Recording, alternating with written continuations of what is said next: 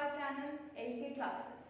सो students, आज जो मैं टॉपिक शुरू करने जा रही हूँ वो काफ़ी स्टूडेंट्स का वीक टॉपिक रहता है। It's one of the weak topics, middle term splitting. हाँ, तो मिडल टर्म स्प्लिटिंग एक ऐसा टॉपिक है जो सिर्फ 9th क्लास में नहीं, आगे और 10th 11th 12th हर क्लास में यूज होता है।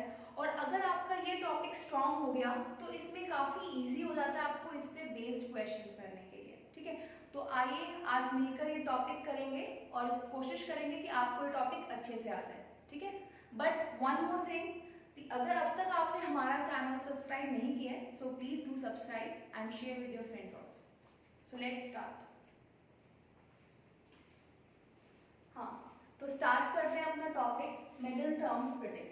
तो बिफोर कमिंग कि इस टॉपिक को हम कैसे करते हैं, कैसे मिडल टर्म को स्प्लिट किया जाता है, पहले ये जान लेते हैं कि इसका यूज होता कैसे है और कहाँ पे होता है। तो बात करते हैं इसका यूज। इसका यूज क्या होगा, जब भी आपको किसी भी पॉलिनोमियल को या इक्वेशन को फैक्टराइज करना होगा तो इसका यूज कहाँ होता है, टू फैक्टराइज a polynomial और इक्वेशन। किसी भी पॉलिनोमियल या इक्वेशन को फैक्टराइज करने के लिए हम किसका यूज कर सकते हैं, मिडल टर्म स्प्लिटिंग। बट क्या हर पॉलिनोमियल और हर इक्वेशन को इस मेथड से फैक्टराइज किया जा सकता है? नहीं, इसकी एक लिमिट है। And what is that limit?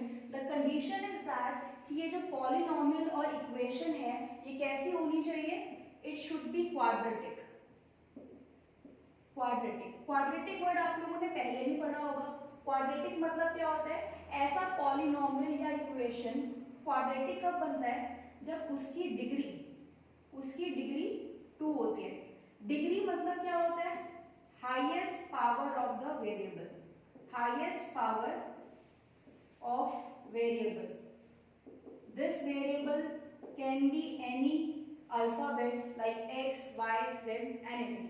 हाँ, तो बेसिक एक इंट्रोडक्शन आपको दे दिया मैंने कि मिडल टर्म स्प्लिटिंग का यूज क्या होता है।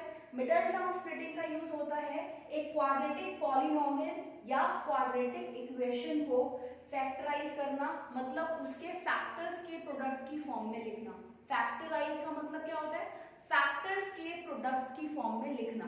जैसे उसके बाद अगर आपको कईयों को नहीं पता होगा कि क्वाड्रेटिक पॉलिनोमियल या क्वाड्रेटिक इक्वेशन क्या होता है, तो क्वाड्रेटिक पॉलिनोमियल या इक्वेशन का मतलब होता है जिसकी डिग्री 2 है। और डिग्री को कैसे देखते हैं, हाईएस्ट पावर ऑफ वेरिएबल। तो आइए कुछ एग्जांपल्स देखते हैं जिसमें आपको ये पता चलेगा कि क्वाड्रेटिक इक्वेशन या पॉलिनोमियल क्या होता है। तो अभी जो हम बात करेंगे इक्वेशन की बात नहीं करेंगे, अभी हमारा जो मेन फोकस है वो पॉलिनोमियल्स पे होगा। तो आइए जानते हैं कि क्वाड्रेटिक पॉलिनोमियल दिखने में कैसा होता है, इसकी जनरल फॉर्म क्या होती है। सो क्वाड्रेटिक पॉलिनोमियल्स क्या होते हैं, पहले आप इनकी जनरल फॉर्म को देखिए कि एक क्वाड्रेटिक पॉलिनोमियल की जनरल फॉर्म कैसी होती है, मतलब उसमें क्या क्या टर्म्स हमें दिख सकते हैं। जनरल फॉर्म की अगर बात करें तो ax² + bx plus c is the general form of a quadratic polynomial. Here a, b and c are the real numbers. a, b and c are any real numbers and x is variable. So as I told you कि quadratic polynomial का मतलब होता है degree 2। तो अब आप लोग देखेंगे कैसे कि इसकी डिग्री 2 कैसे है। यहाँ देखिए आपके पास जो वेरिएबल है उसकी पावर को चेक कीजिए। देखिए यहाँ पे जो हमारा वेरिएबल है उसकी पावर कितनी है, 2। यहाँ जो हमारा वेरिएबल है उसकी पावर कितनी है, 1। So what is the highest power, as you all can see the highest power is 2। तो जब एक पॉलिनोमियल में हाईएस्ट पावर 2 बन जाती है तो ऐसे पॉलिनोमियल को कहा जाता है क्वाड्रेटिक पॉलिनोमियल। और मिडल टर्म स्प्लिटिंग में हम ऐसे ही पॉलिनोमियल्स की स्प्लिटिंग सीखते हैं, ऐसे ही पॉलिनोमियल्स का फैक्टराइजेशन सीखते हैं। जैसे कि एग्जांपल देखिए, मैं आपको इसका एक एग्जांपल दिखाती हूँ। x² + 2x + 3 है ना, ये आपको कैसे दिख रहा है, इट्स अ क्वाड्रेटिक पॉलिनोमियल। देखिए यहाँ पे x² वाली टर्म भी आ गई है एक्स वाली टर्म भी आ गई है और एक कांस्टेंट भी आ गया है, ठीक है। यहाँ पे बेटा एक ध्यान देना जरूरी बात जो है वो ये होता है कि जो एक्स स्क्वायर का कॉफिशिएंट है it should not be equals to 0। उसका एक सिंपल सा लॉजिक है, अगर एक्स स्क्वायर का कॉफिशिएंट 0 बन जाएगा, यहाँ देखो अगर एक्स स्क्वायर का कॉफिशिएंट 0 बन जाएगा so you all know 0 into something is 0, मतलब ये हट जाएगा। और अगर ये हट जाएगा तो अब जो ये पॉलिनोमियल बच रहा है it's no more a quadratic polynomial, है ना, अभी क्वाड्रेटिक पॉलिनोमियल नहीं है। So what is the condition कि एक्स स्क्वायर का कॉफिशिएंट जो है वो कभी भी 0 नहीं हो सकता, ये बात आपको ध्यान में रखनी है। तो आपको मैंने सिखाया कि क्वाड्रेटिक पॉलिनोमियल क्या होता है, आपको पहचानने आगे यहाँ पे 3 टर्म्स होनी चाहिए, एक एक्स स्क्वायर वाली, एक एक्स वाली और ये हमारा कांस्टेंट है। इसे कांस्टेंट क्यों कहते हैं, क्योंकि इसके साथ कोई भी वेरिएबल नहीं है, ठीक है, इसलिए इसको कांस्टेंट कहते हैं। देखो यहाँ पे 2 के साथ एक वेरिएबल है, यहाँ पे एक्स स्क्वायर है, लेकिन यहाँ पे कुछ वेरिएबल नहीं है, एक्स वाई कुछ नहीं है, एक नंबर है, तो इसको हम कहते हैं कांस्टेंट, ये हमारा कांस्टेंट हो जाता है। अच्छा देखिए, मैंने बताया ऐसे क्वेश्चन से मिडिल टर्म स्प्लिटिंग लगती है। अब यहाँ आपको एक बात ध्यान रखनी है, वो बात क्या है, जब भी आप क्वाड्रेटिक पॉलिनोमियल में मिडिल टर्म स्प्लिटिंग लगाएंगे तो ये तीनों टर्म्स आपके पास होनी चाहिए। अगर इसमें से एक भी मिसिंग हो जाती है तब आप मिडिल टर्म स्प्लिटिंग नहीं लगा सकते। जैसे कि समझिएगा मेरे एग्जांपल, मान लो मैंने यहाँ से कांस्टेंट टर्म को हटा दिया, तो अब इस केस में मेरा मिडिल टर्म स्प्लिटिंग हम नहीं लगा सकते, इसको किसी और तरीके से फैक्टराइज किया जाता है, जैसे कि कुछ बच्चों को आता भी होगा कॉमन लेकर, ठीक है। दूसरा एग्जांपल, अगर मैंने यहाँ से 2x हटा दिया और +3 वापस ले, तो अभी भी ये क्वाड्रेटिक पॉलिनोमियल तो है लेकिन इसको मिडिल टर्म स्प्लिटिंग से फैक्टराइज नहीं कर सकते। सो व्हाट इज द कंडीशन, जो हमारी कंडीशन आ जाती है कि मिडिल टर्म स्प्लिटिंग को हमें कब यूज करना है, सो इट इज दैट कि ये तीनों टर्म्स होनी चाहिए, तीनों टर्म्स एग्जिस्ट करनी चाहिए, ठीक है। जो पॉलिनोमियल होना चाहिए उसमें एक्स स्क्वायर वाली टर्म भी होनी चाहिए, एक्स वाली टर्म भी होनी चाहिए और कांस्टेंट भी होना चाहिए, ठीक है। तो आइए कुछ क्वेश्चंस करते हैं और उसके हेल्प से अपने टॉपिक को स्टार्ट करते हैं। So let's start with our first example. Example is x² + 4x + 3। तो पहले आपको चेक करना है कि क्या ये क्वेश्चन मिडिल टर्म स्प्लिटिंग से होगा या नहीं होगा। तो उसके लिए मैंने आपको कंडीशंस क्या बताई थी कि पहली condition the polynomial should be quadratic. तो चेक कीजिए पॉलिनोमियल क्वाड्रेटिक है, कैसे चेक करते हैं, the highest power of the variable, as you can see the highest power is 2, so it is a quadratic polynomial. और सेकंड कंडीशन, इसमें 3 terms होनी चाहिए, so yes there are 3 terms. Okay, so let's start. अब इसमें पहले आपको देखो थोड़े से स्टेप्स पता होने चाहिए। What are the steps? सबसे पहला स्टेप, आपको यहाँ पे x² का कॉफिशिएंट और कांस्टेंट का प्रोडक्ट लेना है। तो यहाँ पे बेटा x² का कॉफिशिएंट क्या है 1 और कांस्टेंट क्या है +3। प्लस हम जनरली लगाते नहीं है तो ऐसे, तो प्रोडक्ट क्या आ गया हमारा 1 3 3 +3। और यहाँ पे आप देखिए x का कॉफिशिएंट कितना है +4, तो 1 × 3 इज +3। एंड दूसरा आपको देखना है जो x का कॉफिशिएंट है वो क्या है, यहाँ पे देखो +4, ध्यान रखना साइन के साथ लिखना है सब कुछ। अब दूसरा स्टेप क्या आता है बेटा, आपको इसको फैक्टर्स में स्प्लिट करना है, मतलब 3 के जितने भी पॉसिबल फैक्टर्स बन सकते हैं आपको वो सब लिखने हैं। तो बताइए जल्दी से कि 3 के फैक्टर्स क्या होते हैं। आप बोलोगे मैम 3 × 1 3, तो मतलब क्या हो गया इसका, आपको 3 के फैक्टर्स देखने हैं कि कौन से वो 2 नंबर्स होंगे जिनका प्रोडक्ट 3 आ जाएगा। अब दूसरा काम आपने क्या करना है, यहाँ पे प्रोडक्ट चाहिए। अब दूसरा काम आपने क्या करना है, आपको इन जो आपको नंबर्स मिले हैं आपको इनको चेक करना है कि इनको क्या करें कि प्लस करें या माइनस करें कि आपको +4 मिल जाए। तो 3 और 1 को क्या करें कि +4 मिल जाए, तो ऑब्वियसली 3 और 1 को दोनों को ऐड कर दो, मतलब इसके आगे भी प्लस का साइन लगा दो और इसके आगे भी प्लस का साइन लगा दो। तो आप लोग देख सकते हैं +3 + 1 इज +4। एंड अगर इन दोनों का प्रोडक्ट चेक करेंगे +3 एंड +1 का, तो 3 1 3 एंड प्लस। तो फाइनली हमें हमारे फैक्टर्स मिल चुके हैं +3 एंड +1। तो हम अब इसमें क्या करेंगे बेटा, अब जो हमारी मिडिल टर्म आई थी, मिडिल टर्म कौन सी होती है, ये x वाली। ध्यान रखिएगा जब भी आप मिडिल टर्म स्प्लिटिंग से क्वेश्चन शुरू करेंगे तो पहली एक और चीज आपने यहाँ पे ध्यान में देनी है, वो ये है कि जो ये टर्म्स है ये ऑर्डर में अरेंज होनी चाहिए। ऑर्डर से मतलब कि पहले सबसे बड़ी पावर मतलब 2, फिर x, फिर कांस्टेंट, ये ऑर्डर होना चाहिए। अगर नहीं है तो आप प्लीज उसको पहले रीअरेंज करो। हाँ, तो यहाँ मैंने आपको बताया हमें फैक्टर्स क्या मिल गए, +3 एंड +1। तो इसको कैसे लिखते हैं, फर्स्ट टर्म ऐसे ही आ जाएगी, मिडिल वाली टर्म को हमें स्प्लिट करके लिखना है। तो फैक्टर्स क्या बन गए थे हमारे, प्लस का 3, ये x साथ में आ जाएगा, और दूसरा फैक्टर क्या था 1, तो 1x, तो 1x को जनरली हम x से x लिखते हैं, साथ में कांस्टेंट आ गया। तो यहाँ देखिए मैंने सिर्फ क्या किया, मैंने सिर्फ मिडिल टर्म को स्प्लिट करके लिखा है, बाकी सब कुछ सेम है, ठीक है। यहाँ इस तरीके से। अब इस स्टेप के बाद आप देख सकते हैं आपके पास 4 टर्म्स आ चुके हैं।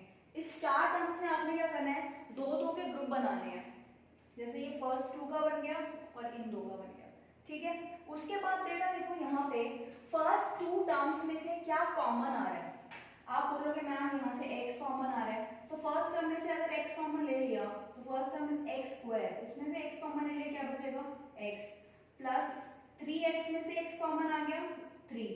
अब इस पे आ जाओ, यहाँ से क्या कॉमन आ रहा है, यहाँ पे x है और यहाँ पे 3 है। आप कहोगे मैम कुछ भी कॉमन नहीं आ रहा, तो ऐसे केस में हम क्या लिखते हैं, +1, हम 1 कॉमन लेते हैं, ठीक है ना। तो जब 1 कॉमन लिया तो ये सेम एज इट इज रहेगा। अब इस स्टेप पे बेटा एक बहुत इंपॉर्टेंट चीज आपको चेक करनी है, द थिंग इज दैट कि यहाँ पे जो दोनों ब्रैकेट्स है ना वो सेम होने चाहिए, these 2 bracket should be same, sign भी सेम होना चाहिए, टर्म्स भी सेम होनी चाहिए। तो देखो यहाँ पे x+3 है, यहाँ पे x+3 है, तो हमारा ये स्टेप करेक्ट जा रहा है। अब उसके बाद लास्ट स्टेप, इसके बाद पूरा फैक्टराइज हो जाता है। एक तो फैक्टर ये बन गया x+3 और दूसरा फैक्टर क्या बन जाता है x+1। So this is how we do factorization by using middle term splitting. आइए इसको नोट कर लीजिए, इसके सिमिलर और क्वेश्चंस करते हैं।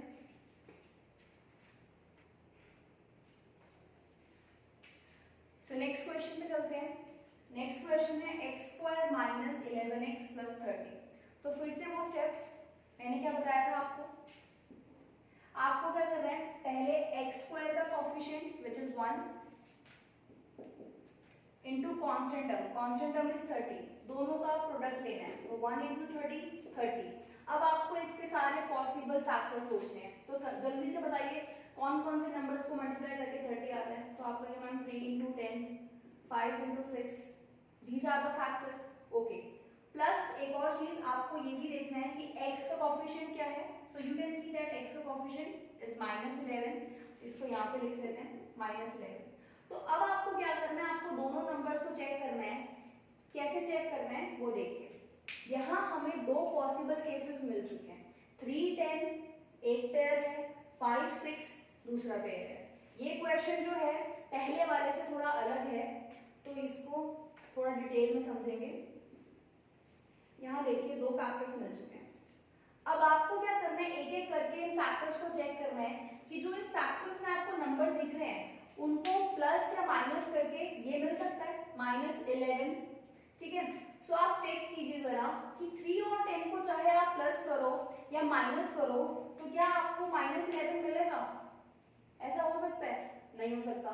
So this option is cancelled. यहाँ पे आप एक और फैक्टर देख सकते हो, आपको 30 × 1 आप वो भी कंसिडर करके देख लीजिए, ठीक है। ये 3 फैक्टर्स हो गए इसके टोटल।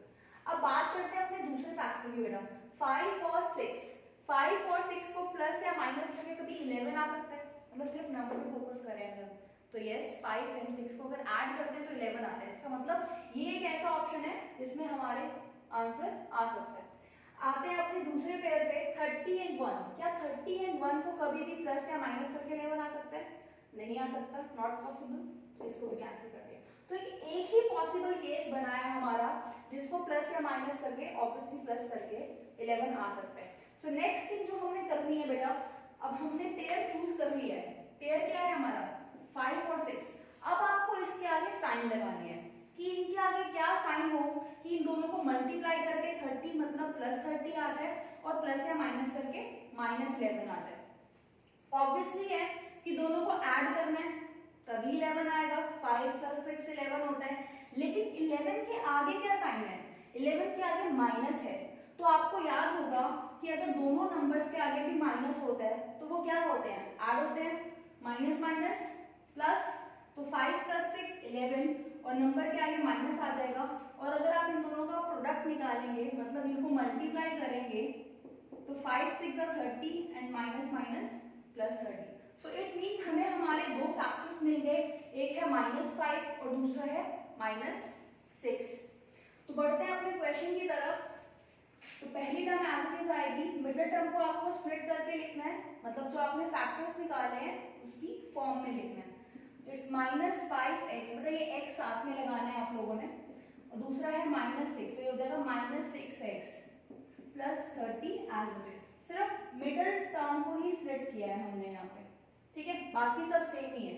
अब जब आपके पास ये चार टर्म्स आ जाती हैं तो उसके बाद मैंने आपको क्या बताया था कि आपको दो दो के ग्रुप बनाने हैं, दो दो के ग्रुप बनाने हैं। तो पहले वाले ग्रुप में देखिए आपको क्या कॉमन दिख रहा है, आप कहोगे मैम यहाँ पे x² है, यहाँ पे 5x है, तो सिर्फ दोनों में x ही कॉमन आ रहा है, तो x कॉमन आ गया। तो अगर फर्स्ट टर्म में से x कॉमन ले लेंगे तो x² में से x बाहर आ गया, मतलब यहाँ x² का मतलब क्या है, 2x है, एक x बाहर आ जाएगा तो एक ही रह जाएगा ना अकेला। -5x में से x को बाहर निकाल लिया तो क्या बच गया, घर में सिर्फ 5 ही बच गया, x को बाहर निकाल दिया।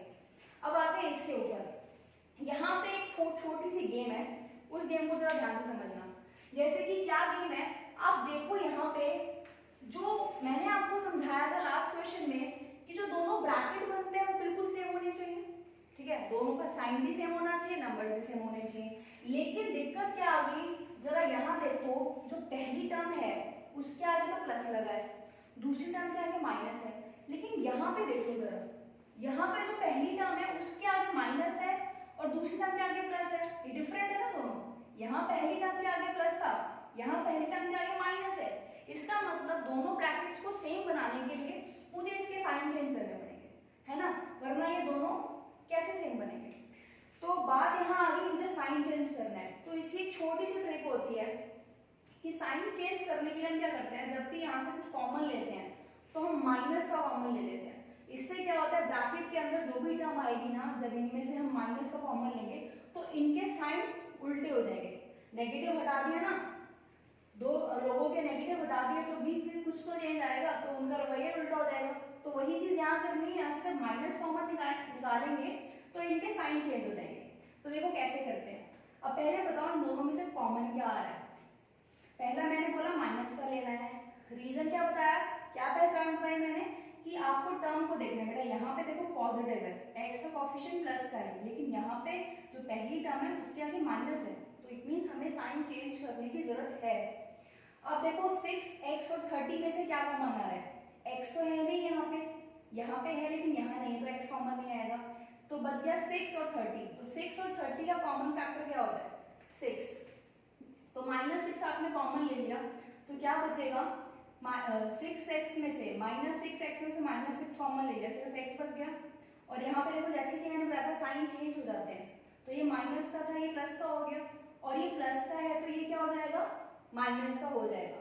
और 30 में से 6 कॉमन ले लिए तो क्या बचेगा, 6 5 30। कई बच्चे इसको क्या करते हैं, मैम 30 में से 6 आ गया तो 24 बच गया, नहीं, गलत है।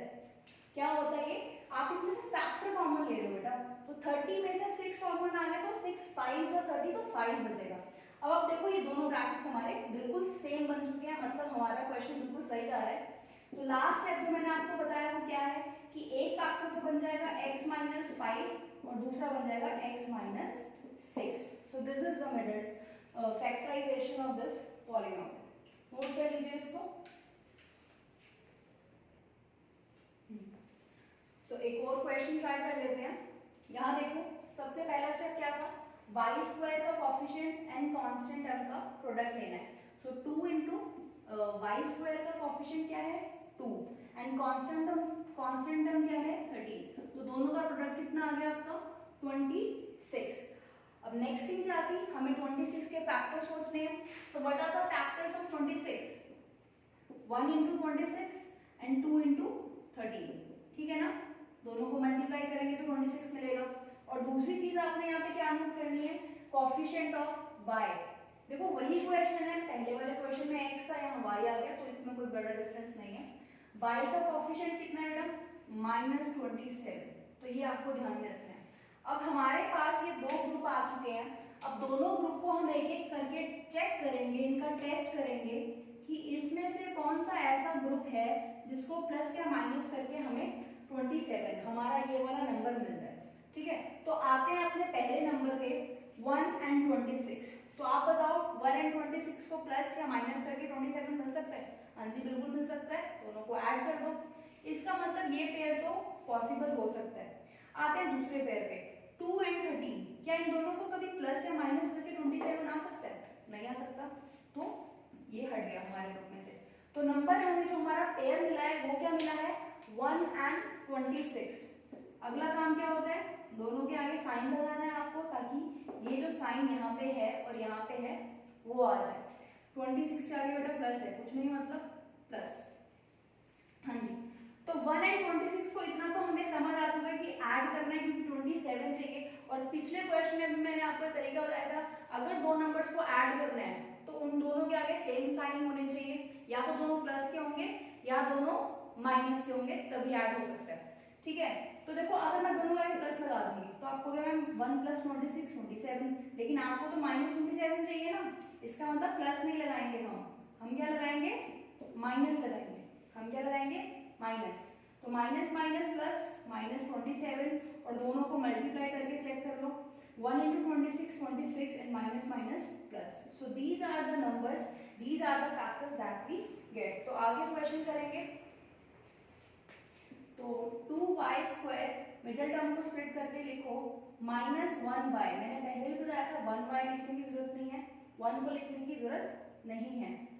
दूसरा हो गया -26y + 13। तो ये हमने अपनी मिडिल टर्म को स्प्लिट कर लिया, मिडिल टर्म को स्प्लिट करके आगे बढ़ते हैं। आप देखो 4 टर्म्स आ चुकी हैं आपके पास, फिर से वही काम करने हैं, दो के ग्रुप बनाने हैं। अब पहले वाले ग्रुप में से देखो क्या कॉमन आ सकता है, यहाँ पे है 2y² और यहाँ पे है y, तो नंबर तो कॉमन आएगा नहीं। यहाँ पे 2y है, यहाँ पे 1y है, तो y कॉमन आ गया। तो यहाँ क्या बचेगा, ये बचेगा 2y माइनस, यहाँ देखो ये पूरा का पूरा y ही कॉमन आ गया। तो जिस स्टेप में ऐसे पूरा का पूरा टर्म कॉमन आ जाती है तो वहां क्या बचता है, 1, ठीक है, ये बात ध्यान देना। अब आते हैं इसके ऊपर, यहाँ पे फिर से देखो वही सेम स्टोरी रिपीट हो रही है। यहाँ पे हमारी फर्स्ट टर्म के आगे प्लस का साइन है, लेकिन यहाँ फर्स्ट टर्म के आगे माइनस का साइन है। यहाँ पे सेकंड टर्म के आगे माइनस का साइन है, यहाँ सेकंड टर्म के आगे प्लस का साइन है। इसका मतलब फिर से साइन चेंज हो गए। तो मैंने कैसे कहा था, जब भी साइन चेंज हो तो माइनस कॉमन लेना है। तो यहाँ हम जो भी फैक्टर टर्म कॉमन लेंगे, जो भी नंबर कॉमन लेंगे, उसके आगे माइनस लगाना है। तो माइनस लगा दिया। अब देखते हैं कॉमन क्या आएगा। तो यहाँ देखो 26y और यहाँ है 13। यहाँ पे 26 और 13 में से क्या कॉमन आएगा, 13। y कॉमन नहीं आ सकता क्योंकि यहाँ पे है लेकिन यहाँ पे नहीं है, तो इसमें से और कुछ कॉमन नहीं आएगा।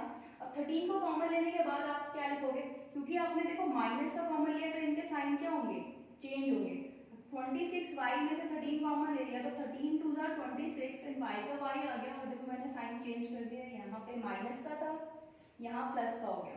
उसके बाद यहाँ पे आते हैं, यहाँ भी देखो प्लस का साइन है, माइनस का साइन आएगा, क्योंकि माइनस कॉमन लिया साइन चेंज होगा। और 13 का 13 पूरा कॉमन आ गया, इसलिए फिर से क्या बचेगा, 1। Last step which is very easy, जो हमारे फैक्टर्स बनते हैं जो इसमें सेम होता है वो एज इट इज आ जाता है 2y - 1, और एक फैक्टर किससे बनता है बेटा, y - 13। तो ये हमारा फैक्टराइज हो गया। सो आई होप आपको मिडिल टर्म स्प्लिटिंग समझ आया हो। अगली वीडियो में हम इससे और अप लेवल के क्वेश्चंस करेंगे, जिसमें फ्रैक्शन आ जाएगा, रूट वाले नंबर्स आ जाएंगे, ठीक है ना। तब तक आप इस वाले टॉपिक को अपना अच्छे से स्ट्रॉन्ग बना लो, ताकि वो आपको जो लेवल अप है वीडियो में वो आपको अच्छे से समझ आ जाए, ठीक है। और लास्ट थिंग, अगर आपको मेरी वीडियो अच्छी लगी हो तो please like and share with your friends and don't forget to subscribe our channel. Thank you.